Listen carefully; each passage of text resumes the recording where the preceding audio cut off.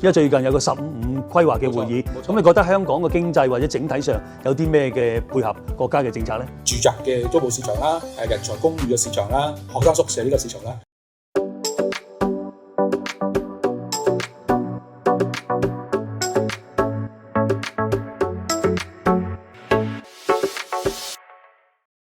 好，今日我哋再次揾到 David 同我哋再分享。David 頭先我提及啦，你係前省政協啊，因為最近有個15規劃嘅會議，咁你覺得香港嘅經濟或者整體上有啲咩嘅配合國家嘅政策咧？其實我諗唔係好多人都認識咩叫15規劃。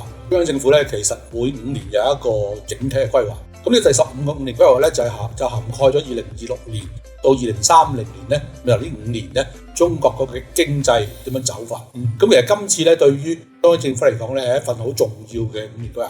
點解？因為咧其實中國今日嘅國力咧已經同美國係差唔多啦。咁變咗今日咧，中國要諗嘅咧就係再點樣承先啟後。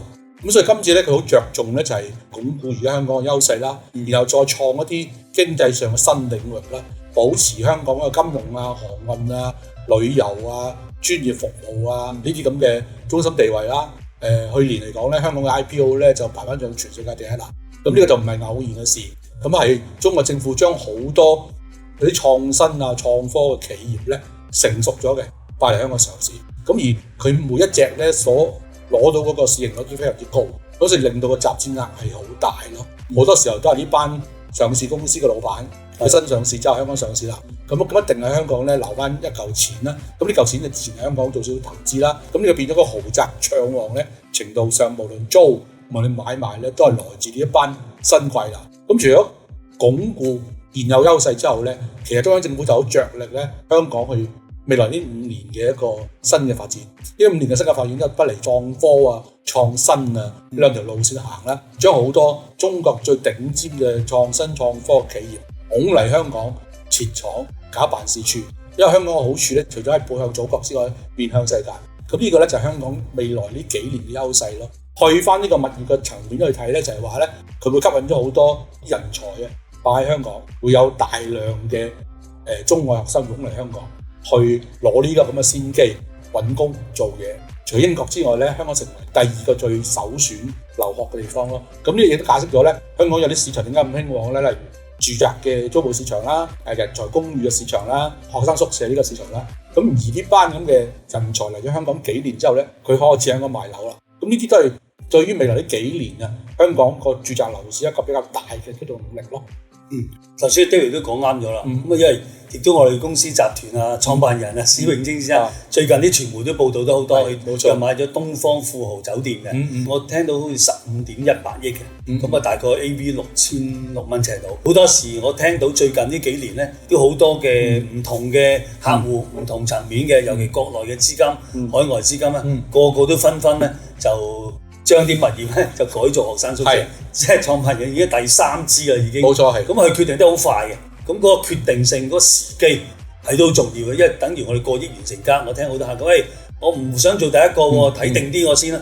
咁但係而家嗰個時代已經唔同咗喎，冇錯，真係個時機好咧，真係要快啲決定，因為一窩蜂嚟，啲盤又冇，或者調翻轉啲價錢同埋個貨量，可能個發展商自己做。咁喺呢個專業角度。咁呢個價錢，如果喺股價嚟講，係咪都係一個好吸引嘅價錢，或者點睇老闆呢個投資？其實我諗喺佢哋家族嚟講咧，呢一個係啱嘅行為嚟嘅。私家族由慢慢一個好細嘅 project，或者而家一個咁大嘅 project 咧，佢嗰個家族基金咧，慢慢會變成一個學生公寓嘅營運商。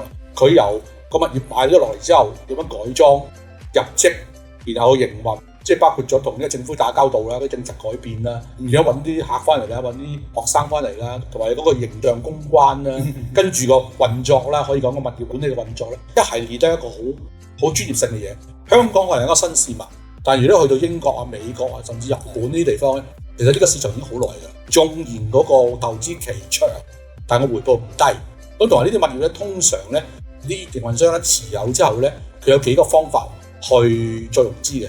第一個方法，等嗰個業務平穩之後，佢咪賣出街咯。佢揾第2個人去接受咧，第一個可能性。第2個可能性咧，佢將啲股權賣出去，賣俾一個基金。即係例如咧，上次喺新蒲崗嗰間酒店，咁就係宏安呢個發展商就同一個美國基金合作去做。就係三方嘅融資當然係房託基金啦。咁咧就係將佢個手中嗰紮物業就好似酒店嘅房託基金或者商場房託基金一樣，將佢擺上市咯。咁你變成一間房託基金嘅公開上市公司，用個資金咪繼續營運。營運商立場咧，你唔可以太少。咁你有啱上一大，你先有一個成本效益。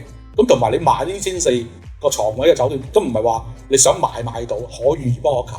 即係佢啱啱碰到呢一個比較大嘅一個酒店，個位置又適中喺九龍東，佢去唔同嘅大學，中大啊、科大啊、城大啊、理大啊，都咁近嘅中心點。所以你又會發覺到原來過往呢11日嘅學生公寓成交咧，大部分都係九龍東，全部都喺呢一個範圍之內。